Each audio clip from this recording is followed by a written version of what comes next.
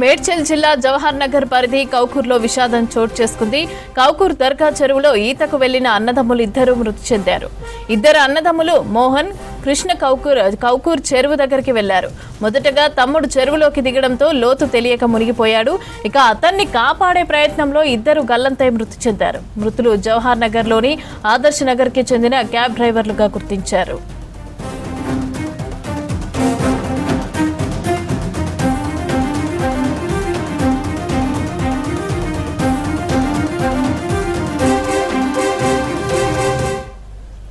మోహన్ కు భార్య, ముగ్గురు పిల్లలు ఉన్నారు. కృష్ణకు భార్య, ఇద్దరు సంతానం ఉన్నారు. స్థానికుల సమాచారంతో ఘటనా స్థలానికి చేరుకున్న పోలీసులు గజ ఈతగాళ్ల సహాయంతో ఇద్దరు మృతదేహాలను బయటకు తీశారు. పోస్ట్ మార్టం కోసం మృతదేహాలను గాంధీ హాస్పిటల్ కి తరలించారు.